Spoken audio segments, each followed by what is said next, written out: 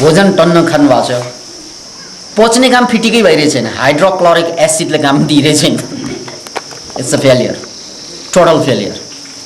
अनि त्यो अन्न पच्दैन, नपचेपछि त्यसले घोच्न थाल्छ त, कि पच्नु पर्यो कि उसैले घोच्छ। छटपटाउँछ मान्छे, पीडित हुन्छ। यसलाई पेटको रोग भन्न सकिन्छ। त्यसकारण सुनेका जानेका कुरा व्यवहारमा नल्याउनु, याद राख्नुहोस् है। जानेका सुनेका कुरा चाहिँ व्यवहारमा नल्याउनु, जानाजान पुरानै गल्तीलाई दोहोर्याउनु प्रज्ञा अपराध। र प्रज्ञा अपराध गरेर बाँच्नु बडो दुःखद हुन्छ। त्यसकारण if you meet Buddha on the way, on the road, kill him immediate. त्यो ज्ञानका कुरा सुन्दै नसुन्नु लजा। किन सुन्नु पर्यो तपाईलाई? किन सुन्ने? किनकि सुनेर गर्न सक्ने होइन, गर्दै नगर्ने हो भने किन सुन्ने? दिनदिनै सुन्ने, एउटा कानबाट छिराउने अर्कोबाट निकालेर फाल्ने हो भने यो समयको बर्बादी, जिन्दगीको बर्बादी। त्यसकारण ज्ञानीहरूलाई नसुन्नु एउटा सिद्धान्त बनाइदिए हुन्छ। सुनिसकेपछि गर्नै पर्छ भन्ने छैन, सबै कुरा गर्न पर्छ भन्ने हुँदैन। गर्नुपर्छ भन्ने लाग्दैन भने प्रतिवाद गर्नु। जुन कुरा आइरहेको छ त्यो कुरा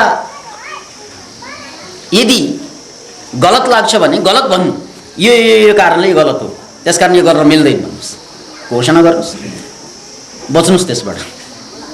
किनकि प्रतिवाद गर्ने अधिकार पनि छ। प्रतिवाद पनि नगर्ने, आहा आहा आहा आहा भन्ने, राम्रो कुरा भन्ने, अनि त्यसलाई व्यवहारमा नल्याउनु सबभन्दा खतरनाक अवस्था, दयनीय अवस्था यही हुन्छ। मान्छे खाएको छ कि खाँदै नखानु, कि खाएको भए पचाएर चाहिँ दिशाको रूपमा निष्कासन गर्दैन, नचाहिने कुरा खाएको छ, न दिशाको रूपमा निस्किएको छ, न पचाउन सकेको छ। त्यस अवस्थामा जसरी पेट बिग्रिन्छ त्यस्तै दिमागमा गएका कुराहरू जब तपाईले यसलाई राम्रो भनेर छाप हान्नुहुन्छ, हो यो राम्रो कुरा हो भन्नुहुन्छ र गर्न नसकिने अवस्था हुन्छ, त्यहाँबाट मान्छे पाखण्डी बन्न थाल्छ। अनि उसले भन्छ एउटा कुरा, गर्छ अर्कै कुरा। भन्नु र गर्नुको तालमेल छुट्न जान्छ। त्यसकारण ज्ञानलाई नसुन्नु जाति, ज्ञानलाई ग्रहण नगर्नु जाति, यदि त्यसलाई अभ्यासमा ल्याउनु छैन भने, त्यसैलाई यहाँ सिम्बल प्रतीकको रूपमा दिएको छ। If you meet Buddha on the way, kill him. बुद्धलाई भेट्यो भने मारिहाल्नु। साँच्चै बुद्ध भन्ने मान्छेलाई मार्नु भनेको त होइन नि त, यो त सिम्बल प्रतीक हो। किनकि ज्ञान जिन्दगी बन्न सकेन भने त्योभन्दा राम्रो अज्ञानता हुन्छ। जिन्दगी नबन्न सकेका ज्ञानहरू, नबनेका ज्ञानहरू मिथ्या ज्ञान भएर बस्दिन्छन् जिन्दगी। ज्ञान, अज्ञान र मिथ्या ज्ञान, यो तीनवटा ज्ञानकै कुरा गरौँ। ज्ञान भनेको जीवनमा उत्रिनु पर्यो, अज्ञानता भनेको के उतार्नु नै थाहा छैन, ठिकै हो कुरा। मिथ्या ज्ञान भनेको जीवनमा उत्रेको छैन तर ज्ञानको रूपमा जानिसकेको हुन्छ। म ज्ञानी छु, मलाई थाहा छ भन्ने लागिरहेको हुन्छ, तर थाहा अनुसार बाँचिरहेको हुँदैन। थाहा बेग्लै अनि जिन्दगी बेग्लै। त्यो बेग्लै पारामा जाने जिन्दगी र बेग्लै पारामा जाने ज्ञान यसरी। हामी नदीका दुई किनारा, हाम्रो मिलन असम्भव छ, त्यही गीत गाएर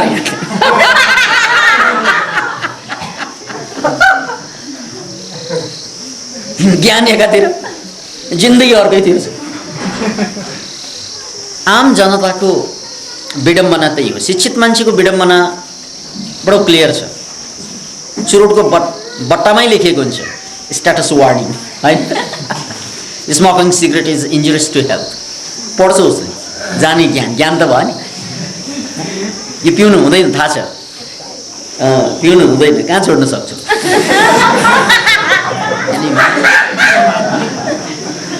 What does it mean? त्यसकारण यसलाई मिथ्या ज्ञान भनिन्छ। ज्ञान त ज्ञानै हो। के ज्ञान? चुरोट पिउनु हुँदैन मलाई थाहा छ, यो मेरो ज्ञान हो।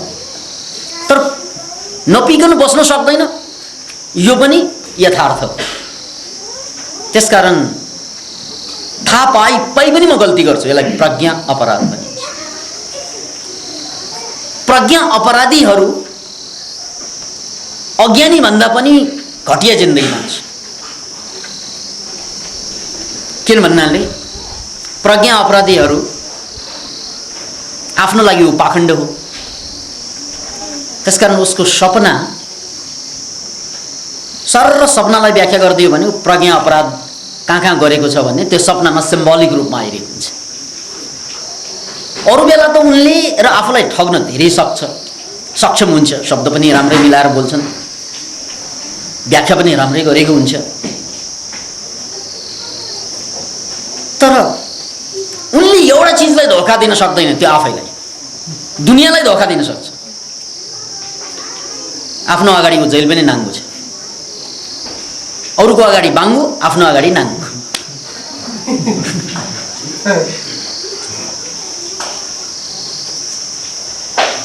अनि उनलाई बताउन आउँछ कि तेरो जिन्दगी यत्रो पढेर, यत्रो सिकेर, यत्रो सुसभ्य मानिएर जिन्दगी गतिलो भइरहेको छैन, होइन है भनेर चेताउनी त्यहाँ कोही छ भने त्यो सपना मात्रै हुन्छ। You cannot cheat your dreams. You can cheat all world, whole world, everyone, but not the dreams. सपना मात्रै तपाईँको खबरदारी हो। यस्तो राम्रो मान्छे हुन्छ दिउँसो सबैले मानेको हुन्छ, सपनामा कुमार चुकेको हुन्छ यही मान्छेले।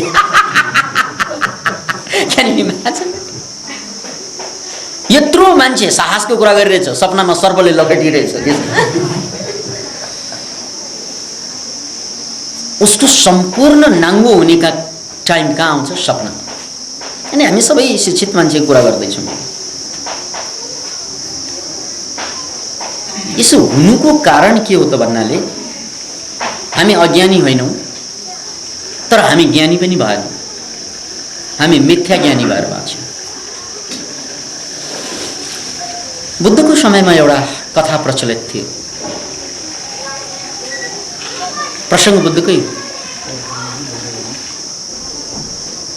एकजना मान्छेले गएर बुद्धलाई खुसुक्क कानमा भन्छन्, प्रभु एउटा कुरा आज खोलिहालौँ हजुरको अगाडि, म चोरी गर्छु।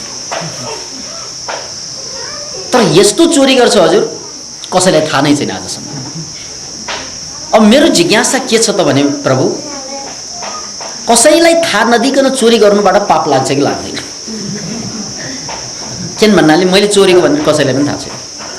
यस्तो अवस्थामा पाप लाग्छ या लाग्दैन म यो मात्रै बुझ्न खोजिरहेछु। पापै नलाग्ने भए चोरी जारी राख्नु पर्यो, पापै लाग्ने हो भने चोरीलाई छोड्नु पर्यो। के हो प्रभु यसको निर्क्योल चाहियो मलाई। बुद्ध मुसुक्क हाँसे र भने, बाबु कसैलाई थाहा छैन तिमी चोरी गर्छौ भनेर, यो कुरा ठिक हो। तिमीलाई थाहा छ कि छैन तिमी चोर हौ भनेर? ल भन मलाई। No one knows. It's all right. But tell me whether you know or not. तिमीलाई थाहा छ कि छैन? एकछिन उनी झोक्रिए। आफूलाई थाहा नहुनु त कुरै आउँदैन। किन थाहा नहुनु? बस यही थाहाले पोल्छ कि मैले गल्ती गरिरहेछु। यो जुन पोल्ने तत्त्व हो त्यो मेरो अपराध बोध। चोरी गर्नु ठिक कि गलत आफ्नो ठाउँमा छ, तर चोरी गर्दा म चोर हुँ भनेर बिर्सन सक्छ कि सक्दैन? ल म चोर हुँ भनेर बिर्सिएर चोरी गर्न सक्यो भने ठिक हो कुरा। Can you do that? No one can. तपाईले झुट बोलिरहँदा कसैलाई थाहा नहोला, यसरी झुट बोल्दिउँला, मानव सही बोले जस्तै बोल्दिउँ, तर तपाईलाई त थाहा छ नि, यु नो कि तपाईँ झुट बोल्दै। दुनियाँको अगाडि तपाईँ जेन्टलम्यान, सुपरम्यान, आफ्नो अगाडि, अनि दुनियाँसँग त तपाईँ भाग्नु पनि मिल्छ। दुनियाँसँग बचेर कोठामा लक गरेर बस्न मिल्छ। त्यो लक गर्दाखेरि पनि म चोर हुँ भन्ने विचार, म झुटी भन्ने विचार, त्यसलाई त लक गर्न सक्नुहुन्न त। यसले खान्छ भाइ, यसले पोल्छ भाइ। दुनियाँको आँखा छोपेर जतिसुकै गल्ती गरे तापनि हामीले आफ्नो आँखा छोप्न सक्दैनौँ। यदि सकिन्छ भने त्यो अपराध क्षम्य हुन्छ। त्यसै बन्धनबाट मुक्ति भनिन्छ भनेको त्यही हो। Can you imagine? अब यसको मतलब मुक्त मान्छेले चोरी गर्छ भनेको त होइन फेरि, किन भन्नाले उनलाई आवश्यकता हुँदैन। तर कथम कदाचित आवश्यकता भयो भने मान्छे छाङ्ग काटेर भने मजाले सुत्दिन्छ, मतलब हुँदैन। हुन त मान्छे काटेर सुत्न नसक्ने होइन, मैले मान्छे गलत ढङ्गबाट काटेँ भने मात्रै सुत्न सक्दिनँ म। नत्र त त्यो आतङ्कवादीहरूले पनि मार्छन् मान्छे, युद्धमा लडिरहेकाहरूले पनि मार्छन्। त्यो मारेर उसको निद्रा भङ्ग हुनुपर्छ भन्ने छैन। मैले गलत कुरा गरेँ भन्ने फिलिङ भयो भने मात्रै उसको निद्रा भङ्ग हुन्छ, उसको निद्रा भङ्ग हुन्छ, उनलाई गाह्रो हुन्छ। नत्र ठिक गरिरहेको छु, राम्रै काम गरिरहेको छु, यो इन्फर्मेसन, यो सूचना मनमा गयो भने फेरि त्यो मान्छे मारेर पनि मान्छे आफूलाई म ज्यान मारा भन्दैन, म क्रान्तिकारी भन्छु। ए ज्यान मारा होस् या क्रान्तिकारी होस्, दुवैले मारा त मारै हो। हामीले मारा त होइन यो। ज्यान मारा होस् या क्रान्तिकारी होस्, दुवैले त मार्छ। तर एउटा क्रान्तिकारी भनेर छाती फुलाउँछ, एउटा ज्यान मारा भनेर पीडित भएर बस्छ, डिप्रेस हुन्छ। हेत्तेरी नगर्नु गरे, अर्कोले कहाँ नगर्नु गरे, गर्नु गरे, अलिक कम मारे। लिस्टमा अझ चाहिँ 2-4 जना हेत्तेरी छिटै चाहिँ लोकतन्त्र आयो, नत्र स्विक्याउन अझै लिस्ट बाँकी हुन्थ्यो। किन इमेजिन इट? त्यसकारण मान्छे मारेर तपाईँ पीडित हुने होइन। पीडित किन हुन्छ त भन्नाले मैले नगर्नुपर्ने कुरा गरेँ भन्ने बोध भयो भने पीडित हुन्छ। खतरा त यो। त्यसकारण जानी जानी गरेको अपराधले मान्छेलाई कहिले पनि छोड्दैन। त्यसको मतलब के त? नजान्नु जाति। जानेन भने ठिकै छ, अपराध भइरहेको पनि के भएर म बिर्सिरहेको छु, खानै हुँदैन। जस्तै सानो बेलामा हामीले कति झिङ्गा मार्यौँ, कति कुकुर मार्यौँ, है? त्यो पीडा हुँदैन थियो, किन भन्नाले थाहा नभइकन गरेको अपराध भयो। तर अहिले हामीले कसैलाई मार्नु पर्यो, कसैलाई दुःख दिनु पर्यो भने त्यसले पोल्छ हामीलाई, किन भन्नाले हामीलाई थाहा भइसक्यो कि अरूलाई दुःख दिनु हुँदैन। तै पनि दुःख दिन कहाँ छोड्न सक्छु र फेरि? कतिपय मामलामा त दुःख दिन्नौ, कतिपय मामलामा दुःख नदिकन बस्न सक्दैनौँ।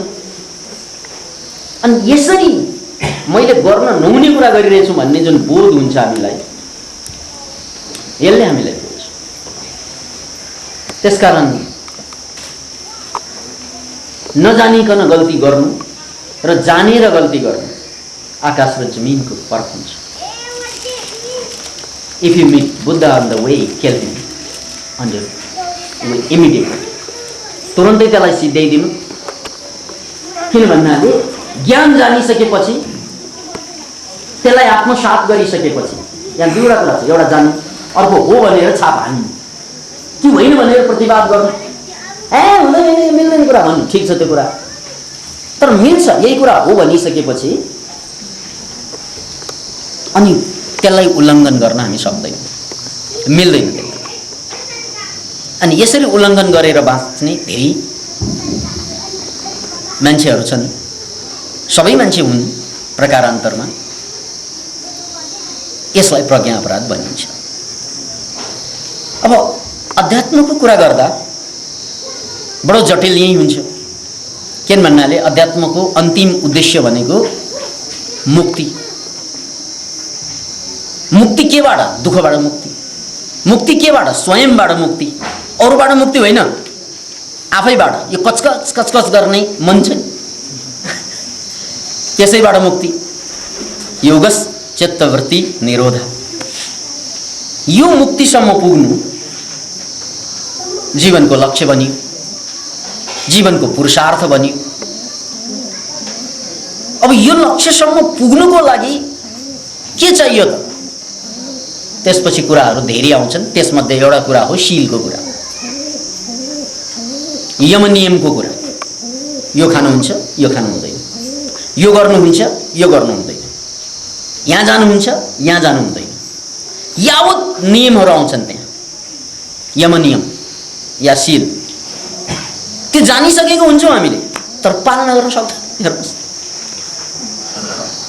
विभिन्न कारणले हामी त्यसलाई पालना गर्न सक्दैनौँ, गर्दैनौँ, या गरे पनि 2-4 दिन गरिन्छ फेरि छोडिन्छ। अनि त्यसपछि जुन दुःखबाट मुक्ति भनेको, जुन चिजले दुःखबाट मुक्त दिन्छ भनेको, त्यसैबाट दुःख ल्याउन सुरु गर्छ। त्यसैले ज्ञानीहरूको कुरा सुनिसकेपछि कम्तीमा अभ्यासमा ल्याउनुपर्छ। जस्तै सिम्पल कुरा भनौँ, अब फलफुल खानुपर्छ भने, यहाँ फलफुल आइसक्यो, उदाहरण है, फलफुल खानुपर्छ। मान्छेको मूल भोजन फलफुल। अहिले अमेरिकन रिसर्चले के बताएको छ भने, यदि मुटुको रोगबाट बच्नु छ, क्यान्सरबाट बच्नु छ भने, किनकि झन्डै झन्डै 1/3 जति मान्छेलाई यस्ता रोगले च्याप्छ, त्यसकारण त्यसबाट जोगिनको लागि दिनको 5 वटा जति नै फलफुल खानु, 5 वटा जति, 5 सर्भिङ्स अफ द फ्रुट्स। रिसर्च पनि गरेरै भनेको। अब यो कुरा पढ्छौँ पनि हामी, एनालिटिकल्ली हेर्दाखेरि मिल्छ पनि कुरा, उसले डेटा दिएको हुन्छ, तथ्याङ्क दिएको हुन्छ, त्यो कुरा मिल्छ। तर हाम्रो बानी भने चाहिँ कहाँ फलफुल त त्यही दसैँ तिहारमा खाने सक्दैन कि त्यो नपढ्नु पर्ने। अब पढि नै सकेको भए कम्तीमा या होइन भनेर त्यसलाई झुटो पार्न सक्नुपर्ने, प्रतिवाद गर्न सक्नुपर्ने। त्यो पनि सक्दैन, ताकत हुँदैन हामीसँग। यही हो, वैज्ञानिक रूपमा यस्तै प्रमाणित भएको भए होला नि भन्छौँ, अनि चाहिँ खाँदाखेरि फेरि त्यही खान्छौँ जुन हिजो खाएको छौँ। ल्या, अब हामी जस्तो मान्छेले पढ्नु र नपढ्नु बरोबर भएन, जान्नु र नजान्नु बरोबर भएन। त्यसकारण फलफुल खानुपर्छ, दिनको 5 वटा फलफुल। सबै जसो रोगको एउटै औषधि खोज्ने हो भने हामीले भोजनमा कम्तीमा 50% चाहिँ दाल भात तरकारी, 50% फलफुल र सलादहरू चाहिँ जोड्नु पर्थ्यो। त्यसरी त सुन्छौँ मात्रै त्यो कुरा, अहिले पनि सुन्छौँ। यति भनेर मात्रै कहाँ गर्छौँ र हामी? गर्नेवाला हौँ र? होइन भन्ने पनि ताकत हुँदैन, त्यति ज्ञान कहाँ छ र मलाई होइन भन्नलाई? हो भन्नेलाई ज्ञान छैन, भएकाहरूले भनिदिए। होइन भन्नलाई मलाई ज्ञान छैन, तर ठिकै छ, त्यो मेरो काम होइन, अरूको काम भनेर छोडिदिन्छु। अनि फलफुल नखाने हो भने तपाईँलाई रोगबाट तपाईँ बच्नु। अनि एक दिन भन्नु होला, यत्रो ज्ञान पाएँ, यत्रो सत्सङ्ग गरेँ, तर खोइ बाबु फेरि रोग आयो भन्छन्। ल्या, एउटो गरेको होइन ज्ञानको, खालि नाटक मात्रै गरे।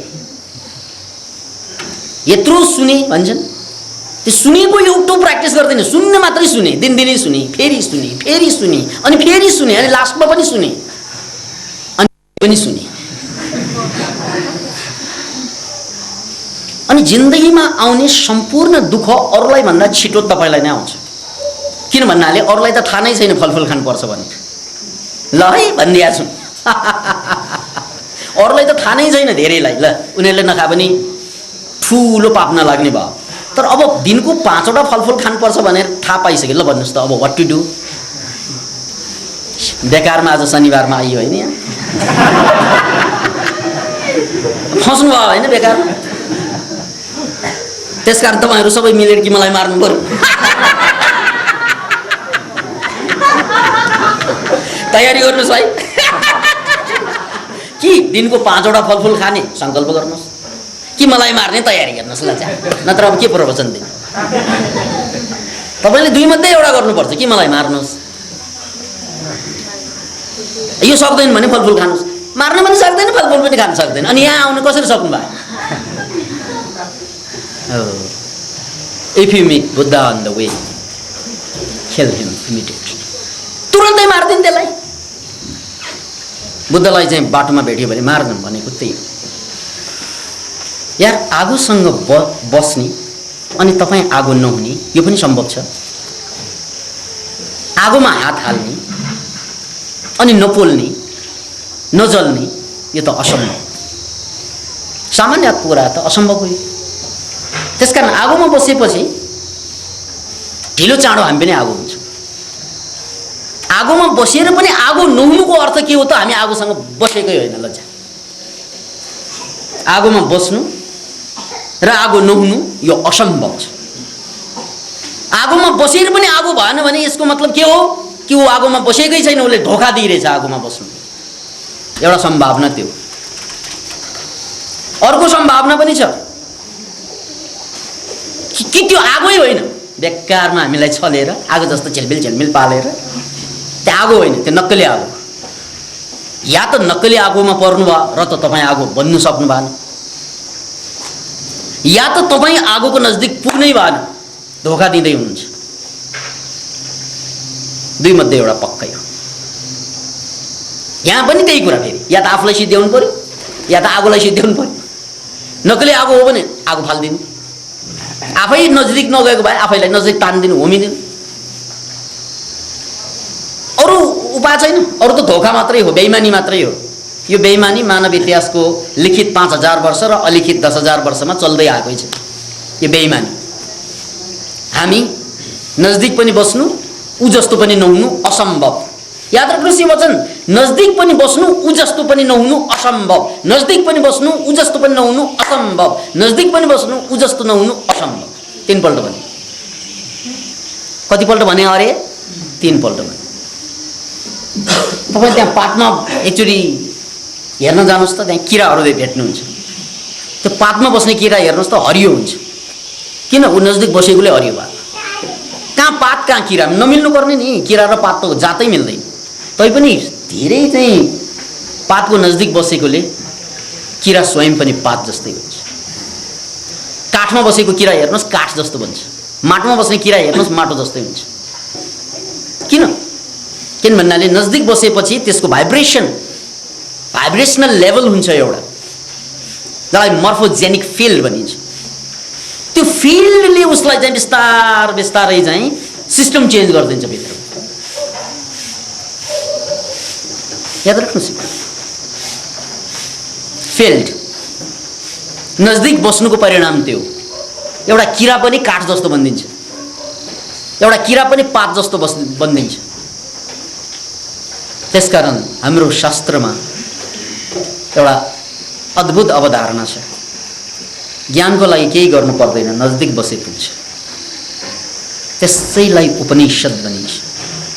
उपनिषद संस्कृत शब्द जसको शाब्दिक अर्थ नजिक बस्नु। Can you imagine it? त्यो ठुलो केही अर्थ छैन त्यसमा। यसको शाब्दिक अर्थ हो नजिक बस्नु। ज्ञानको नजिक, ज्ञानीको नजिक बसेर पनि यदि तपाईँ ज्ञानी भएन भने या त ऊ ज्ञानी होइन या त तपाईँ नजिक बसेको होइन। चोरको नजिक बसेर हेर्नुहोस् त, चोरको नजिक चाहिँ केही समय बसेर हेर्नु तपाईँ पनि चोर बन्छ। कुन दिन चोर बनेको थाहा हुँदैन, तर बनिसक्छ। पस्दाखेरि तपाईँ सज्जन भएर पस्नु होला उसको घरमा, धेरै दिन, अनि निस्कँदाखेरि चोरै भएर निस्कन्छ। या त चाहिँ ऊ चोरै होइन, जसले तपाईँलाई चोर बनाउन सक्दैन भने ऊ चोरै होइन यसको मतलब। डाकाको सङ्गतमा जानुहोस्, उसको नजिकमा बस्नुहोस्, तपाईँ डाकै भएर निस्कन्छ। मैले पनि फिल्ड थ्योरीको कारणले गर्दा त्यहाँ पातमा बस्ने किराहरू शुद्ध हुन्छ। नजदिक बस्नु, आगोको नजदिक बसेर आगो नहुनु असम्भव छ। त्यसैले उपनिषदको अर्थ, त्यसभित्रको दर्शन, अद्वैतवादी दर्शनको आफ्नै महिमा र महत्ता छ। तर त्यो महिमा र महत्ता त्यो श्लोक पढेर ओम पूर्णमदः पूर्णमिदं पूर्णात् पूर्णमुदच्यते पूर्णस्य पूर्णमादाय पूर्णमेवावशिष्यते भनेर आउँदैन। यो त 5000 वर्षदेखि भन्दै आएको हो। ओम पूर्णमदः भन्दा भन्दा 5000 वर्ष बितिसक्यो होला, 7000 बित्यो होला। त्यो भने के? ओम पूर्णमदः पूर्णमिदं, त्यो पूर्ण छ अरे, त्यो पूर्णबाट यो पूर्ण निस्क्यो अरे। यो भनेको मान्छे, त्यो भनेको परमात्मा। त्यो पूर्णबाट यो पूर्ण निस्किएको कारणले गर्दा पूर्णबाट पूर्ण निस्कँदा पूर्ण नै बाँकी रहन्छ। यो कुरा बुझेन भने, शून्यबाट शून्य निकाल्यो भने जे बाँकी रहन्छ त्यो शून्य हुन्छ। त्यो हिसाब त हामीलाई आउँछ। त्यसैले परमात्मा पूर्ण हो, त्यो पूर्ण परमात्माबाट निस्किएको कारणले हामी पनि पूर्णै हौँ। पूर्णमा पूर्ण घटाउँदा पूर्णै बाँकी रहन्छ। पूर्णस्य पूर्णमादाय पूर्णमेवावशिष्यते। हामी त्यसकारण हामी जम्मै कोही होइनौँ, हामी ईश्वरै हौँ। किनभने हामी ईश्वरबाट निस्केको कारणले ईश्वर पूर्ण हो, पूर्णबाट पूर्णै निस्कन्छ। भने यो भन्दै आएको 5000 वर्ष भयो तै पनि अपूर्णै छौँ हामी। खोइ त्यो कुरो। त्यसकारण यो दर्शन त त्यो हो, बुझ्ने त अन्ततः त्यही हो। साक्षात्कार गर्ने, बुझ्नुभन्दा भयो त्यही हो अन्ततः। तर त्यसको लागि त्यो साक्षात्कार भएको मान्छेको नजदिक बस्नुपर्छ। किताबको नजदिक बसेर हुँदैन। त्यो साक्षात्कार भएको मान्छेको नजदिक बस्नु पनि काफी हुन्छ। यो अध्यात्ममा र प्रकृतिमा मैले बताएँ नि, यो यति मात्र होइन, विज्ञानमा पनि लागू हुने त्यही थ्योरी होइन र? जस्तै माइकल फ्याराडेको कुरा गरौँ। फ्याराडे कलेज नदेखेको मान्छे, तर महान वैज्ञानिक किन भयो त भन्नाले हम्फ्री डेभीको सङ्गत। हेर्नुहोस् त, नपढे पनि हुन्छ, कलेज नगए पनि हुन्छ। नलेजको लागि कलेज चाहिन्छ भन्ने छैन, सङ्गत भएको हुन्छ। यो प्रमाण तपाईँले विज्ञानबाट लिने हो भने फ्याराडे छ उदाहरण, प्रकृतिबाट लिने छ भने किराहरू नै छन् उदाहरण, अध्यात्मबाट लिनु छ भने यस्ता उदाहरण थुप्रै छन् जहाँ मान्छेहरू सङ्गतको कारणले परिवर्तन हुन्छ। त्यसको लागि सबभन्दा राम्रो उदाहरण अङ्गुलीमालको उदाहरण हो। अङ्गुलीमाल, डाकु अङ्गुलीमाल,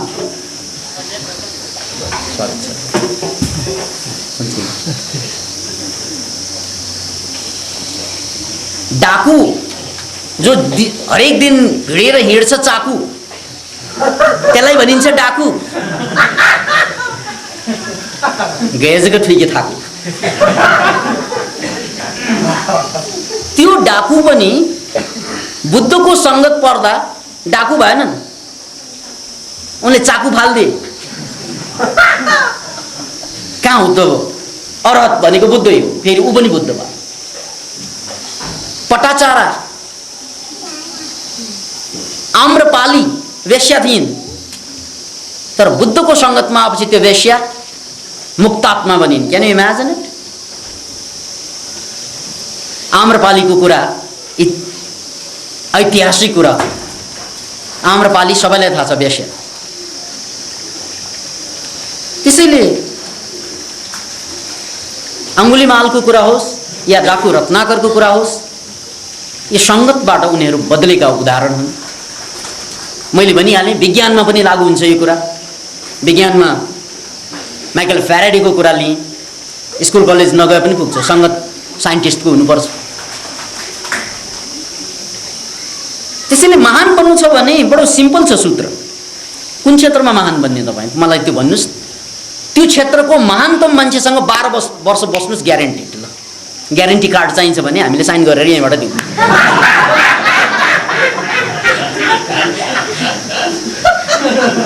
अचेल चाहिँ ग्यारेन्टी कार्ड चाहिन्छ सबैको, यहाँबाट दिने। तर 12 वर्ष तपाईँले दिल खोलेर कोहीसँग बस्नुभयो भने त्यो जस्तो नहुने कुरै छैन। दिल खोलेर फेरि है, दिल नखोलिकन लुगा मात्रै खोलेर बसेर हुँदैन। यो कुरा पनि बुझ्नुहोस्। त्यसकारण हाम्रो किताबको एउटा नामै छ, टाइटलै दिल खोल्नुहोस्, लुगा नखोल्नुहोस्। मान्छे त जसको अगाडि दिल खोलिन्छ उसको अगाडि लुगा खोल्दैनन्, अथवा जसको अगाडि लुगा खोलिन्छ उसको अगाडि पनि दिल खोल्दैन। अथवा पुनः त्यो प्रसङ्गलाई म झिक्न चाहन्छु। जेनहरूले त्यत्तिकै भनेको होइन यो कुरा। जेन बुद्धिज्ममा त्यत्तिकै आएको कुरा होइन यो। If you meet Buddha on the way, kill him on the road. बुद्धलाई बाटोमा भेट्यो भने तुरन्त काट्दिनु, त्यत्तिकै आएको होइन। यो जन्म जन्मको ज्ञानको निचोडै हो। किन भन्नाले हामीले सुनेको, बुझेको, जानेको कुरा, जति पनि हामीले सुनेको, बुझेको, जानेको कुरा हुन्छ त्यसलाई अभ्यासमा ल्याउनु पर्छ। त्यो अभ्यासमा ल्याउनु सङ्गत चाहिन्छ। त्यो सङ्गत नभइकन अभ्यासमा ल्याउनै सक्दैन। जस्तै मैले म्याथमेटिक्सको बारेमा चाहिँ राम्रो एउटा व्याख्यान सुने। अब मलाई महान म्याथमेटिसियन बन्नु छ भने मैले त्यस्तै महान म्याथमेटिसियनसँग बस्नुपर्छ। यदि मैले त्यस्तो बस्नु पाइनँ भने मलाई प्रेरणा पुग्दैन, किनभने म भड्कन्छु। अत अहिलेसम्मको कुरामा हामीले घुमाइफिराई कुरालाई कहाँ ल्यायौँ त भन्नाले ज्ञान भनेको व्यवहारमा नउतार्ने हो भने त्यो मिथ्या ज्ञान बन्छ, त्यसले पाखण्डे जन्माउँछ। नम्बर 1 यति त हामीले भन्यौँ। अनि ज्ञानलाई साक्षात्कार गर्नको लागि चाहिन्छ के त? सङ्गत अनि टाइम। सङ्गत भनेर चाहिँ मैले सङ्गत गरेर आएँ, फलानासँग 4 घण्टा बिताएर आएँ, खोइ ज्ञान आएन भन्नु पाइँदैन। त्यो पनि खुलस्त भनिदिएको छु। त्यो 4 घण्टा बिताएर चाहिँ ज्ञान पाउने होइन। त्यसको लागि 5 देखि 12 वर्ष चाहिन्छ। त्यत्रो समय 5 देखि 12 वर्षले, त्यस्तो 5 देखि 12 वर्ष त कतिवटा बिताएँ अहिलेसम्म। तर सङ्गत फेरि फेरि बिताएँ होइन त। 1-2 महिना कोसँग, 2-4 महिना कोसँग, 2-4 वर्ष कोसँग, कामै नलाग्ने सँग चाहिँ बिताएँ भन्ने प्रमाण चाहिन्छ भने आज हामी जे छौँ त्यो हाम्रै सङ्गतको परिणाम हो भनेर बुझ्यौँ। हामी जे छौँ त्यो हाम्रो सङ्गतको परिणाम हो। हाम्रो सांसदज्यूहरू आउनु भएको छ, उहाँहरू माओवादीबाट सांसद हुनुहुन्छ। अब उहाँहरू आज सांसद हुनुहुन्छ, त्यो प्रमाणै त्यही हो। किन भन्नाले उहाँहरू त्यसको घेरामा सङ्गत गर्नुभयो कि नछोडिकन। उहाँहरूका साथीहरू छोडेर भागेका कति होला, अहिले चुकचुकाएर बसे होला। कोही त भागेर यहाँ पनि आएका हजुर।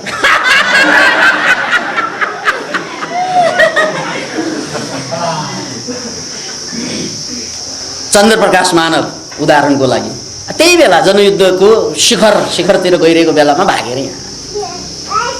त्यही बेला उहाँलाई मैले भनेको थिएँ, तपाईँले यहाँ बसेर हामीसँग बसेर मनोक्रान्तिमा लड्नुभन्दा जहाँ लडेको हो त्यहाँ मनोक्रान्ति लानुहोस्, त्यो तपाईँको लागि ठुलो कुरा होला। तर यहाँ बस्यो भने तपाईँको हाइट कम हुन्छ। किन भन्नाले तपाईँले फाइट अर्कै ठाउँमा गर्ने, हाइट यहाँ चाहिँ खोजेर भएन।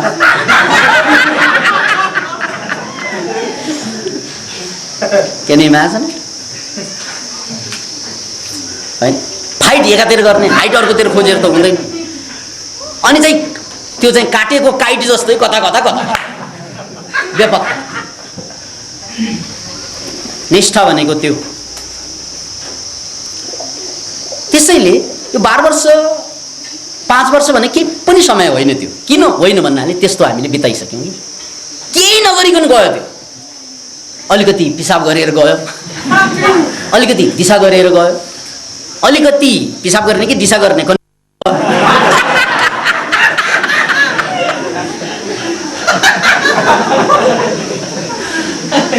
अलिकति पिसाब पनि गरे दिशा पनि गरे, अब के गर्ने भनेर विचार गरेर गयो। भनाइको मतलब नचाहिने कुरामा धेरै गयो त्यो। कसरी? त्यो नचाहिने कुरामा गएको कारणले त अहिले जिन्दगी नचाहिने अवस्थामा छ। यदि ती दिनहरू चाहिने टाइममा गएको भए अहिलेको जिन्दगी कहाँ हुन्थ्यो? हामी माथि हुन्थ्यौँ। जस्तै हाम्रो डाक्टर साहबहरू हुनुहुन्छ, उहाँहरूको त्यो विगतको 12 वर्ष अझ त्योभन्दा पहिलाका 12 वर्ष निहाल्ने हो भने त्यही गरेर बस्नुभयो त्यसको सेरोफेरोमा। त्यसकारण टाइम भनेको त त्यतिकै जान्थ्यो, उडेर जाने। Time fly by, time flies by भन्छ होइन, त्यतिकै उडेर जाने कुरा नहो टाइम भनेको। त्यसैले यहाँ बडो प्रश्न छ कुरा, ज्ञानलाई जान्नु या नजान्नु, नजान्नु जाति। यदि त्यहाँ जानु छैन भने जानिसकेपछि त्यहाँ जानै पर्छ, अनि गइसकेपछि त्यसको सङ्गत खोज्नुपर्छ, खोजिसकेपछि त्यसमा टिक्न सक्नुपर्छ। त्यो टिक्नुको परिणाम तपाईको हाइट त्यो टिक्नुबाट हुन्छ। मलाई यहाँनिर बडो अद्भुत प्रसङ्ग भन्न मन लाग्छ। मैले त्यो झन्डै 3 पल्ट जति भनिसकेँ। न्युटनले एउटा अद्भुत कुरा भनेका छन्। मान्छेहरूले मलाई महान ठान्छन्, म त्यस्तो महान केही पनि होइन, म सामान्य मान्छे। म त्यस्तो ठुलो विद्वान होइन, मान्छेले मलाई विद्वान भन्छ। हो, एउटा कुरा फरक छ सामान्य मान्छे र ममा। फरक के त भन्नाले अरू मान्छेहरू, सामान्य मान्छेहरू किन सामान्य हुन्छन् त भन्नाले उनीहरूले एउटा काम गर्छ, गर्दा गर्दा गर्दा बिचमा छोडिदिन्छ, फेरि अर्को काम गर्छ, गर्दा गर्दा बिचमा छोड्दैन, फेरि अर्को गर्छ, फेरि छोडिदिन्छ, अनि दिक्क लाग्छ उसलाई। त्यसकारण ऊ अनि सरलभन्दा सरल काम खोज्छ। गाह्रो काम त उसले बिचमा छोडिसके, अब सरलभन्दा सरल काम उसले लामो गर्छ, 20 वर्ष गर्ला, 30 वर्ष गर्ला। जस्तै बच्चा हुर्काउने काम गरे, बच्चा स्याहार्ने काम गरे, जागिर खाने काम गरे, घरबार जमाउने काम गरे, 20, 30, 40 वर्ष त के अरे। तर यस्तो तुच्छ काम भयो त्यो 40 वर्षमा बुढा मात्र भयो, तर जिन्दगी बन्दै त्यसबाट। त्यसकारण सानो होइन, महान जटिल काम गर्ने हो लामो समयसम्म। मान्छेले के गल्ती गर्छन् भन्नाले मैले भने नि, सुरुका दिनमा उसले ठुलो काम समाउँछ, तर गर्दा गर्दा छोडिदिन्छ, फेरि ठुलो काम समाउँछ, गर्दा गर्दै छोडिदिन्छ, अनि दिक्क लाग्छ यो मैले सक्दैन भनेर, अनि उसले सानो काममा आउँछ, अनि सानो काम चाहिँ कन्टिन्युटी दिन्छ, नमरेसम्म दिन्छ। ऊ बुढिया छँदैछ, छोराछोरी छँदैछ, बाबु अब बुढो भयो के गर्नु। ऊ जिन्दगीभर खालि चाहिँ बच्चाहरूलाई स्याहार्नुमा, मानव चाहिँ बच्चा बनाउने मेसिन जस्तै कि, बच्चा बनाउने र स्याहार्नेले केही पनि उत्पादनशील काम गरेन। त्यसरी नै बाँच्नु मर्नु छ भने त परमात्माले हामीलाई पशु नै बनाइदिन्थ्यो। अहिले पहिल्यै भनिदिनु पर्थ्यो नि, प्रभु म त्यति मात्रै गर्ने हो भनेर।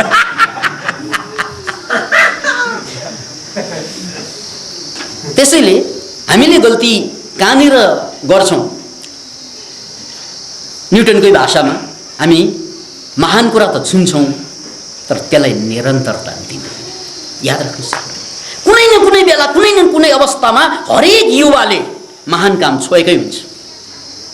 तपाईँहरूमध्ये कोही होला नि त एकचोटि चाहिँ सानो उमेरमा चाहिँ कल्पना गर्नुहोस् त, ठुल्ठुलै कुरा चाहिँ आँटेको नि, पाइलटै हुन्ला थिए एकपल्ट त राजै हुन्ला थिए होला, एकपल्ट त डक्टरै हुन्ला थिए होला, एकपल्ट इन्जिनियर हुन्ला थियो, एकपल्ट संसारको सबभन्दा महान वैज्ञानिक हुन्ला थियो, एकपल्ट महान चित्रकार हुन्ला थियो, के हुन्ला थियो। तर अहिले आएर केही पनि किन भन्नाले हाम्रो विडम्बना के भयो त भन्नाले महान काम हामी छुन्छौँ। इङ्ग्लिसमा ब्रसिङ अफ भनिन्छ नि, त्यो स्वाट्टो छोएर जान्छ, ब्रसले छोएर जस्तो छोएको त हो, जाँदा जाँदै छोडिदिएको बिचमा नसकेर, आँट नभएर। कोही पनि मान्छे हुँदैन, किन भन्नाले मान्छे चाहिँ त्यो त्यस्तो सामान्य प्राणी नै होइन। उसँग मस्तिष्क नियोकर्टेक्स जुन छ त्यो कुनै पनि पशुसँग छैन, त्यसकारण ऊ सामान्य प्राणी नै होइन। Every Everyone is special. Everyone is special. They are designed for speciality. किन त भन्नाले they have neocortex जो अरू प्राणीसँग छैन। त्यसकारण अरू प्राणी जस्तै खाली चाहिँ पेट पाल्ने र चाहिँ जिन्दगी धान्नको लागि चाहिँ बच्चा काट्नको लागि बाँच्ने हो भने हामी मान्छे होइन पशु। देन वी आर पशुज। अनि फेरि हामी पशुपतिको देशको मान्छे।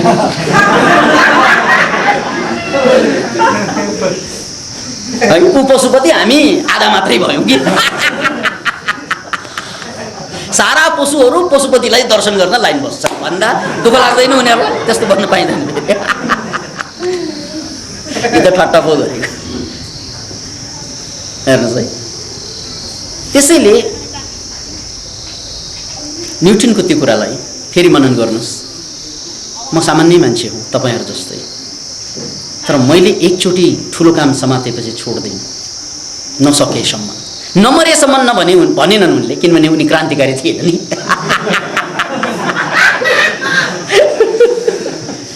उनको भाषा त्यस्तो छैन। नसकेसम्म म छोड्दिनँ, मैले छुनुपर्छ र नसकेसम्म छोड्दिनँ।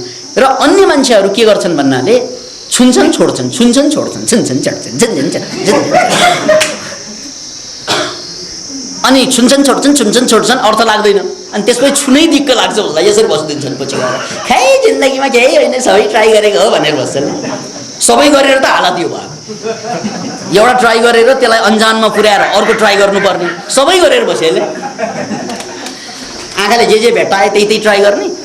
त्यो मान्छेले त पसलमा जे देख्यो त्यही सबै किनेर ल्याउला। सबै ट्राई गर्ने मान्छेले सबै ट्राई गर्नु पाइँदैन। तपाईँलाई के चाहिने त्यो भन्नुहोस् र त्यसलाई अन्जाममा पुर्याउनु पर्छ। त्यसैले न्युटनको यो सूत्रलाई फेरि पनि बुझ्नुहोस्। तपाईँहरू जस्तै म पनि सामान्य मान्छे, न्युटनले भनेको कुरा। तर मैले महान कुरालाई छोइसकेपछि छोड्दिनँ अन्त नभएसम्म। तपाईँ छोड्नुहुन्छ, फरक यति मात्र। हामी दुवैमा खुबी विशेष मान्छे होइन, म सामान्य मान्छे। बानी अलिकति फरक छ तपाईँ र ममा। मैले भने नि हामीले महान काम धेरै छोएको हो, तर धेरै छोडेको। अनि क्षुद्र काममा आयो, केही गर्न नसकेपछि के गर्ने बाबु भने बिहे गर्ने भनेर बस्छ। त्यो कन्टिन्युएसन दिएर बसेका छौँ अहिले। अहिले घर पनि जमाएर बसेको छ, जागिर पनि खाइयो, बाँकी नै छ है। त्यो कन्टिन्युएसनमा, तर त्यसले कहीँ पनि पुर्याउँदैन। किन भन्नाले त्यो त सामान्य कुरा, त्यो पेट पाल्ने कुराले कहाँ पुर्याउँछ तपाईँलाई? बच्चा काटेर कहाँ पुग्छ त? अथवा यो सामान्य कुरा हो, यो नगर्नु भन्ने अर्थ नलगाउनुहोस्। फेरि पेट नपाल्नु, बच्चा नजन्माउनु भनेकै होइन। किन भन्नाले यसलाई यो होइन भन्नको लागि मैले त्यही गरेर बसेको छु। बच्चा पनि जन्माएँ होइन त? किन भन्नाले त्यो गर्नु गल्ती भनेको होइन। जो कतिपय धार्मिक संस्थामा बिहे गर्नु अपराध, बच्चा जन्माउनु अपराध पनि भन्छन्, पाप पनि भन्छन्। त्यो दर्शन होइन यो फेरि। तर यसलाई प्राथमिकतामा पार्नु भएन, कुरा त्यति मात्रै। यो सामान्य सांसारिक जिन्दगीलाई प्राथमिकतामा पार्नु भएन, यो तपशीलको कुरा हो, यो त्यतिकै आउने कुरा हो। त्यो बाइबलमा जिजसको वचन बडो मार्मिक छ। Seek the kingdom of heaven first and all these things will be given unto you. सबभन्दा पहिला स्वर्गको राज्य तिमीभित्र खोज, अनि यो सारा संसार त फ्रीमा दिइन्छ। के भने होला यो भनाइको मतलब हामीले हामीभित्रको महानतालाई, विराटतालाई जब भेट्टाउँछौँ, अनि त्यो बेला त्यो विराट कुरा भेट्टाएपछि सानो कुरा त त्यसमा गाँसेर आउने कुरा हो। अहिले त विराट कुरा छुट्यो, सानो कुरामा गाँसेर आयो।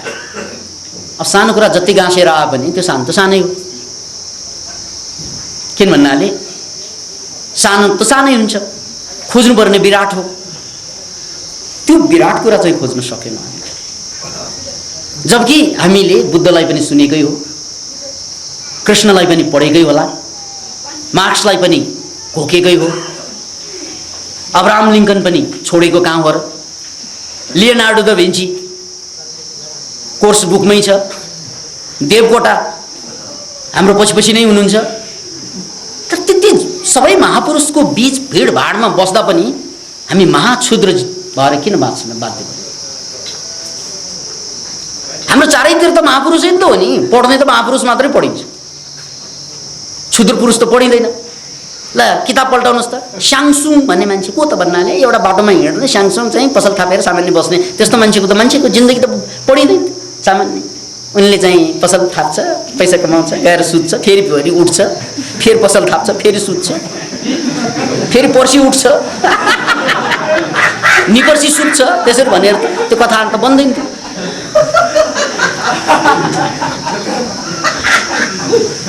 अहिले पनि हामीले जसलाई हेर्ने भनेको, जसले सुन्ने भनेको त उठेकै मान्छेलाई सुन्ने हो, उठेकै मान्छेलाई हेर्ने हो। त्यसकारण हामी साँच्चै भन्ने हो भने महान चेतनाको बिचमै छौँ, लाखौँ करोडौँ महान चेतनाको बिचमा। किनकि उनीहरूलाई अहिले पनि पत्रिका पल्टाउँदा उठेकै मान्छेको पढ्ने हो, टेलिभिजन खोल्दा उठेकै मान्छेको आउँछ, सुतेको मान्छेको त आउँदैन। बरु उठेको मान्छे सुते पनि आउँछ फेरि। अब प्रचण्डजी चाहिँ मजासँग चाहिँ सुतिदिनु भयो भने त्यो पनि देखाइदिनुहुन्छ कतै चाहिँ उहाँ घुरिरहनु भएको छ भनेर।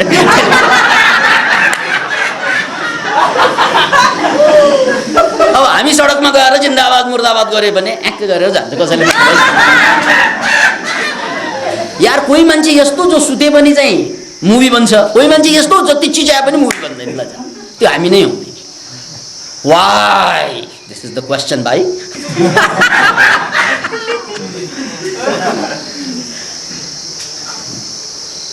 त्यसको कारण फेरि पनि म अब टुङ्गोतिर छु। If you meet the Buddha on the road kill him immediately. अहिलेसम्म हामीले यही अपराध गऱ्यौँ कि बुद्धलाई मार्न पनि सकेनौँ। देवकोटालाई पढ्छौँ नि हामी, यो पागल मरा भनेर छुट्याइदिए हुन्थ्यो नि। पागल पनि त हो नि कि देवकोटा, ओ राँचीमा लगेकै हो, होइन भन्नु कसले सक्छ त? खुस्किएकै हो। त्यस्ता खुस्किएका देवकोटा मात्र होइन, त्यस्ता थुप्रै छन्। अर्नेस्ट हेमिङवे पनि खुस्किएकै हो, त्यसकारण त गोली ठोकिएकै हो। हुँदा हुँदा अरू त के, अब म्याक्सिम गोर्की जसले गोली ठोकेकै हो आफूलाई, यो जम्मै खुस्केका नै हो। तपाईँ हामी मात्रै खुस्किने भन्ठानु भयो क्या? होइन, यिनीहरू पनि खुस्किन्छ। तर यिनीहरू अलिकति चलाक छ, अनि खुस्क्यो भने खुस्केकै बारेमा लेखेर बस्छ कि। एउटा चिज छोडेनन् उनीहरूले, जो जिन्दगीमा जोडिए खुस्के पनि छोडेन। हामीले त नखुस्के पनि छोडिदिउँ, कति छोड्यौँ। हाम्रो हातबाट धेरै कुरा खुस्क्यो र त हामी चाहिँ सधैँ भएर पनि खुस्किएको भन्दा पनि कमजोर जिन्दगी बाँच्न बाध्य भयो। अब उनीहरू खुस्किएर पनि अहिले पनि इतिहासमा पढ्नुपर्छ। लज्जा, खुस्केको त खुस्केकै हो, पटक पटक खुस्केको। रोनाल्ड रेगन मानसिक रोगी नै हो, त्यो पत्र पत्रिकामा आएकै कुरा हो। अनि ऊ भिपी सिंह भारतको एकचोटि चाहिँ राष्ट्रपति बने थियो होइन, प्रधानमन्त्री बने थियो। उनलाई साइकोलोजिकल प्रब्लमै थियो, एकचोटि चाहिँ राँचीमा पुर्याएकै हो।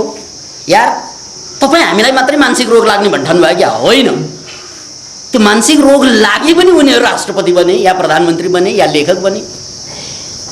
किन भन्नाले उनीहरूको एउटा सनक छ। त्यो सनक के त मैले समातेको छोड्दै ठुलो सनक, द्याट इज द सनक। हामीमा त्यो सनक छैन। छ कस्तो सनक त भन्दा सानो कुरा समात्ने सनक, सानो कुरा, सानो जागिर, सानो व्यवसाय, सानो परिवार, सबै सानो। सनक त सनकै हो, त्यो पनि त्यो सनकले कहीँ पुर्याउँदैन। अलिकति दरो सनक हुनु पर्यो। त्यसैले त्यो दरो सनक कहाँबाट पाउने त भन्नाले त्यही सनकासँग सङ्गत गर्नु पर्यो, दरो सनक पाएका। अनि टाइम, बस टाइम भनेको खेल्दै जान्छ। जब जागे तब सबेरा। आज पनि ढिलो भएको छैन, भोलि पनि ढिलो हुँदैन। याद राख्नुहोस्, तपाईँ जब उठिन्छ त्यो बेला रातै भए पनि बत्ती बालेर हिँड्न मिल्छ। तपाईँ जब सुतिन्छ दिनै भए पनि अँध्यारो हुन्छ। सत्य, कली, द्वापर, त्रेता, चारवटा युग छन् धर्मशास्त्रमा। यो सिम्बल हो। यसलाई चाहिँ धर्मशास्त्रमै सिम्बलिक रूपमा कसरी व्याख्या गरेको छ भने जो मान्छे सुतेर बस्छ त्यसको लागि कलियुग सुरु हुन्छ। के कलियुग? सुतेर बस्ने मान्छेको लागि जहिले पनि कलियुग हुन्छ। अनि सुतेर भएन बा भनेर चाहिँ बस्न थाल्यो भने त्रेता सुरु हुन्छ। त्रेता युग सुरु बस्नेको लागि। जुरुको उठ्यो भने द्वापर सुरु भयो। अनि जो हिँड्छ कुद्छ त्यसको लागि सत्ययुग सुरु भयो। त्यसकारण कुद्ने मान्छेको लागि जहिले पनि सत्ययुग हुन्छ, सुत्ने मान्छेको लागि जहिले पनि कलियुग हुन्छ। Can you imagine it? त्यसकारण युग पर्खेर बस्नु पर्दैन, युग त जन्माउने हो हामीले। Can you imagine? युग जन्मिन्छ, कुरिँदैन। युगलाई कुर्ने मान्छे कुहिएर समाप्त हुन्छ। युगलाई जन्माउने मान्छे युगसँगै बाँच्छ, अमर। सन्देश त्यही हो। त्यसकारण हामीले नेपालको सन्दर्भमा धेरै कुरा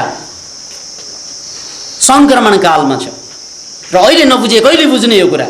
किनभने अहिले हामीसँग थुप्रै उदाहरण छ। कुनै बेला राजतन्त्र नेपालबाट समाप्त हुनु भनेको कुइनोले पहरालाई ठोकाउनु जस्तो थियो अरे। पञ्चायत कालको कल्पना गर्नुहोस्, या आजभन्दा 12-15 वर्षको अगाडिको कल्पना गर्नुहोस्। के गणतन्त्र नेपालमा आउला भन्ने लागे थियो? त्यो बेला पनि लागेको छैन। हामीलाई त कतिलाई त अहिले पनि लागेको छैन। आउँदा कसरी आयो भन्छन्, हो र भन्छन् कतिले। Can you imagine? विश्वासै गर्न नसकेर बौलाइरहेका छन् कति मान्छे। गणतन्त्र आएर मलाई विश्वास छैन भन्छन्।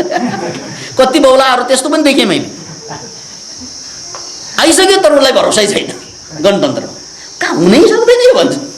के कारणले? अब 240 वर्षको इतिहास बोकेको राजतन्त्र, जहाँ कि चाहिँ उनीहरूको सेना 240 वर्षको त्यो अविच्छिन्न सेना, त्यतिकै आउँछ गणतन्त्र। मलाई अरूले माने पनि म मान्दिनँ भन्ने पनि मान्छे भेट्छु म। खुस्किएपछि त्यही भन्छ। किनभने उसलाई मान्नलाई पनि गाह्रो भइरहेको छ, कतिलाई विश्वास गर्न गाह्रो भइरहेछ। यही त महानता हो। कतिलाई जुन कुरा विश्वास गर्न गाह्रो हुन्छ, विश्वास गर्न जसलाई आँटै हुँदैन कतिलाई, त्यो कुरालाई जन्माएर देखाउँछ कतिले। त्यही त महानता हो मान्छे। जुन चिजको तिमी कल्पना गर्न सक्दैनौ त्यो चिज हामी बाँचेर देखाइदिन्छौँ। फरक तिमी र म यही हो। सन्देश महान मान्छेहरूको यही हुन्छ। जुन चिज तिमी मरेर पनि गर्न सक्दैनौ हामी त्यो चिज बाँचेर गरिदिन्छौँ। तिमी र ममा यही फरक। अतः असम्भव भन्ने केही पनि हुँदैन। अन्तिम कुरा जोड्न चाहन्छु। महाभारतबाट प्रसङ्ग तान्छु, क्लिप्स महाभारतबाट चिक्छु। महाभारतका अष्ट चिरञ्जीवी भीष्म सबैलाई थाहा छ। अष्ट चिरञ्जीवी मतलब जसले इच्छा नगरेसम्म मर्दै मर्दैन। मर्नु त मर्छ ऊ, तर उसले आफैले इच्छा गर्नुपर्छ, अब म मर्छु भन्नुपर्छ। नत्र त्यो बाण लागेर मर्दैन। त्यो ब्रह्मास्त्रले नछुने मान्छे। ब्रह्मास्त्र भनेको एटम बम, त्यो बेलाको एटम बम। यो चल्यो कि सक्यो अचु, तर त्यसले पनि नछुने मान्छे थियो त्यहाँ फेरि। Can you imagine it? ब्रह्मास्त्रले नछुने मान्छे, त्यसलाई अष्ट चिरञ्जीवी, जसले इच्छा नगरिकन मर्दैन। ती 8 जना थिए। त्यसमध्ये 1 जना भीष्म हुन् भने अर्को अश्वस्थानमा पनि हुन्। र उसको बाउ, उनका बाबा पिताश्री द्रोणाचार्य पनि अष्ट चिरञ्जीवी मध्येका नै अथवा थिए। अब हेर्नुहोस् है, अष्ट चिरञ्जीवीमा द्रोणाचार्यको कुरामा फोकस गरौँ। जसले इच्छा नगरिकन मर्दैन एकातिर। अर्कोतिर फेरि उनको शत्रु द्रौपदी राजा, उनको जाने दुश्मन, उनले प्रयास के गरे त भन्नाले यस्तो पुत्र पैदा गर्ने जुन पुत्रले मेरा यो आर्क एनिमी, मूल शत्रु, यसलाई सिद्ध्याइदिन्छ, द्रोणलाई सिद्ध्याउने। त्यसको लागि उनले थरी थरीका साधु सन्तको सङ्गत गरे, थरी थरीका तान्त्रिक मान्त्रिक यान्त्रिक कहाँ गए, थरी थरीका जे गर्न सके सबै कुरा गरे। त्यो बेला उपलब्ध सबै कुरा, त्यो बेलाको माइन्ड टेक्नोलोजिजहरू, तन्त्र मन्त्र यन्त्र सारा कुरा प्रयोग गरेर, अब राजा न हो, उनसँग सबै खालका धन थिए, सबै खालका मान्छे उनले ल्याउन सक्थे। त्यसमध्ये उनले एकजना यस्ता सन्त पाए, याज भन्ने, जो अलिकति लोभी पनि थियो।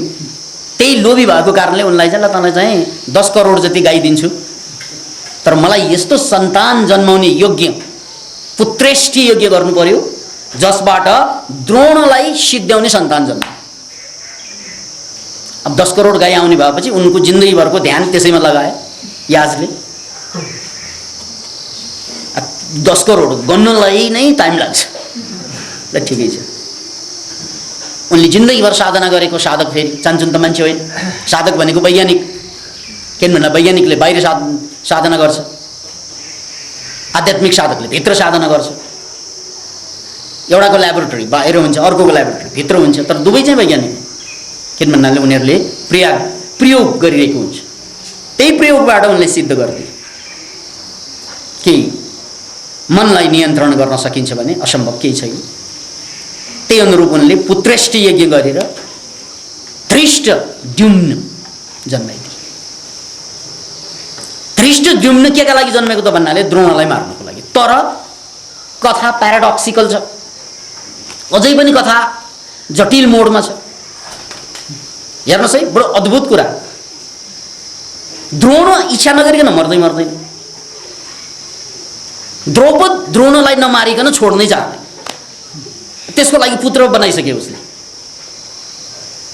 अब त्यो पुत्रले गएर मार्नुपर्ने त्यो मान्छेलाई फेरि जो स्वेच्छाले मात्रै मर्छ, नत्र मर्दैन। Is it possible? यो सबै गेम जस्तो लाग्छ, हुनै सक्दैन। कहाँ हुनु? कहाँ उसले इच्छा नगरिकन मर्दैन, इच्छा गर्दै गर्दैन, मर्ने इच्छा कसले गर्छ? Can you imagine it? The condition? असम्भव थियो। द्रोण मर्नु असम्भव थियो, तर के भयो? ऊ मर्नु असम्भव थियो भने उनलाई मार्न सक्ने सम्भव बनाउने काम मेरो हो। त्यसकारण ऊ साधना गर्दै गर्दै गर्दै गर्दै साधनाको शिखरमा गइसकेपछि ऊ भनेको प्रयास गर्ने त राजा नै थिए, र याजको प्रयास स्वरूप साँच्चै धृष्टद्युम्न जन्मे द्रोणलाई नै मार्नको लागि। सिचुएसन यस्तरी चेन्ज हुँदै हुँदै हुँदै हुँदै हुँदै कन्डिसन यस्तरी चेन्ज हुँदै हुँदै जान्छ। अश्वत्थामा मर्यो भन्ने समाचार जब पाउँछ भरोसा लाग्दैन। अश्वत्थामा पनि अस्तो चिरञ्जीवी। त्यसकारण युधिष्ठिर कहाँ गएर सोध्न जान्छन् कि साँच्चै अश्वत्थामा मरेको हो युधिष्ठिर? द्रोणलाई छुक्याइदिन्छ कृष्णले। नरो वा कुञ्जरो अश्वत्थामा हतौ हतौ। नर हो कि कुञ्जर हो त्यो त थाहा भएन, तर अश्वत्थामा चाहिँ मरेको। अश्वत्थामा त हात्ती पो मरेको रहेछ त्यहाँ। अश्वत्थामा नामको हात्तीलाई भीमसेनले मारिदिए। मैले अश्वत्थामा मारेँ भनेर चिच्याए भीमसेन। साँच्चै मरेको हो भनेर सोध्न जानु कहाँ त भन्दा प्रमाण भनेको धर्मराज युधिष्ठिर हो। सोध्न जाँदा त उनले पनि दोधारी कुरा गर्दै नरो वा कुञ्जरो। नर हो कि कुञ्जर? कुञ्जर भनेको हात्ती, नर भनेको मान्छे। नर हो कि बानर हो थाहा भएन भने जस्तै नर हो कि कुञ्जर हो त्यो थाहा भएन, तर अश्वत्थामा मारिएको। नरो वा कुञ्जरो भने वा कुञ्जरो भन्दाखेरि त्यहाँ कृष्णले ट्वासँग बजारे अनि त्यो सुनेन उनले। नरो वा कुञ्जरो त क्वाटै काट्दिए, अश्वत्थामा हतो हतो मात्रै सुने।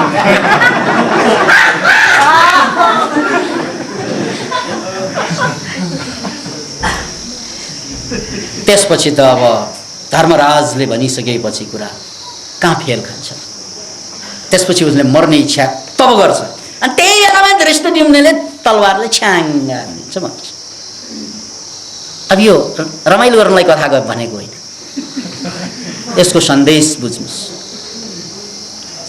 असम्भव भन्ने कुरा पनि, जुन कुरा आज असम्भव देखिन्छ त्यो भोलि असम्भव रहँदैन। त्यसकारण सवाल आजका असम्भवहरू नै भोलिका सम्भव बन्ने हुन्। यही कुरा बुझ्नुपर्छ। सवाल यो होइन कि कुन असम्भव र कुन सम्भव। त्यसकारण कसैले हामीलाई यो असम्भव भन्यो भने भनिदिनु कति दिनको लागि असम्भव, कति महिनाको लागि असम्भव, कति वर्षको लागि असम्भव। किन भन्नाले संसार सबै परिवर्तनशील छ, त्यसकारण असम्भव पनि परिवर्तनशील भित्रै पर्छ। लज्जा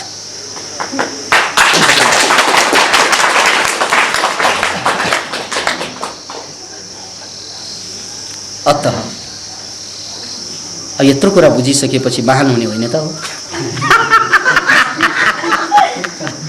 असम्भव पनि केही छैन। अब फेरि त्यही जागिर खाएर बस्ने, ल भन्नु मलाई त्यही भात खान जाने क्या यार, फेरि पनि जिन्दगी त्यही पुरानो बाँच्ने। त्यसकारण त मैले भने नि, तपाईँ फस्नु भयो मेरो कुरा सुनेर।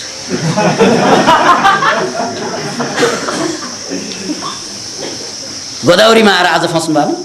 त्यसकारण या त महान जिन्दगी बाँच्ने सङ्कल्प गर्नुहोस्, या त मलाई मार्नुहोस्। If you meet Buddha on the way, kill him immediately. मैले आफूलाई बुद्ध भन्नु खोज्यो भनेर कति आरोप पनि लागिरहेको होला, ठिकै छ, लाग्नु दिनु अहिलेलाई। त्यस्ता आरोप त जिन्दगीमा अरू पनि खप्नु छ।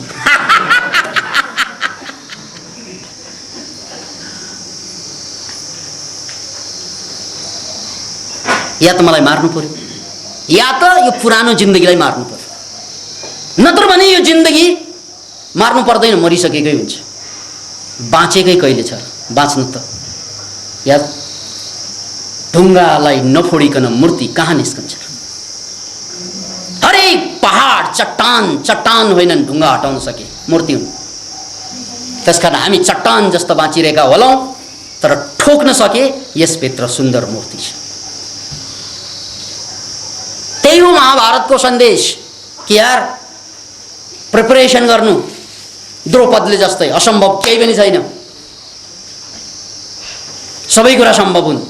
आजका असम्भव भोलिका सम्भव हुन्, किनकि भोलिका सम्भव आजका असम्भव छन्। कतिपय कुरा भोलिका, जस्तै हामी 50 वर्षपछि मर्छौँ भने अहिले त मरि छैनौँ नि, त अहिलेलाई त असम्भव हो, त्यो सम्भव भइरहेको छैन हामीलाई। तर भोलि त फेरि सम्भव छ त्यो। त्यसकारण भोलिका असम्भवहरू आज सम्भव छन् र आजका असम्भव भोलि सम्भव छन्। सम्भव असम्भव भनेको डाइनामिक कुराहरू। त्यसकारण हामीले गर्ने काम असम्भवै हो, सम्भव त सबै गर्छन्। त्यो सम्भव गरेर त मान्छे कुकुर बिरालोको कोटीमा झर्छ, किनभने सम्भव गर्नलाई केही गर्नै पर्दैन, त भइरहेकै हुन्छ। असम्भव गर्नलाई मात्रै मान्छे चाहिएको हो, मान्छे मान्छे मान्छे। सम्भव गर्नलाई मान्छे चाहिँदैन। That's the point. एनिवे, आजको प्रसङ्गबाट म छुट्टिन चाहन्छु। यसको हाम्रो अभिप्राय भनेको यो विकासानन्दको आवाज होइन, मनोक्रान्ति अभियानको आवाज हो भनेर बुझ्नुहोस्। एउटा युगको मुभमेन्टको आवाज हो, युगलाई परिवर्तन गर्नुपर्ने आवाज हो यसभित्र। किनकि युग अहिले जहाँ छ त्यहाँबाट अगाडि बढेन भने हामी सर्वनाशतिर गइरहेको अवस्थामा छौँ। त्यसैलाई मध्यनजर राखेर हामीले यस्तो साह्रै कडा लागिने कुरा गरेको हो। तर यसको अभिप्राय हामी जम्मै उन्नत जीवनतिर लाग्न सकौँ। जसरी भने पनि कुरो चाहिँ यति मात्रै हो। त्यसकारण कतै घोच पेच जोड जुलुम चल्यो भने अहिले जान्ने नजान्ने मान्छेले भाषै प्रयोग गर्न आउँदैन यसलाई भनेर सम्झँदा पनि हुन्छ। तर भाषा कसरी प्रयोग गर्नुपर्ने मलाई नआएको पनि हुनसक्छ। तर भावनामा त्रुटि छैन, भाषामा गल्ती हुनसक्छ। सबैको भावनाको प्रतिनिधित्व मात्रै यो भाषाले गर्न खोजेको हो कि जिन्दगी उन्नतर हुनु पर्यो, जिन्दगी बेहतर हुनु पर्यो। यसको यति मात्रै भावनात्मक चाहना छ। यही चाहनाको प्रतिनिधित्व आजको प्रवचन। Thank you very much.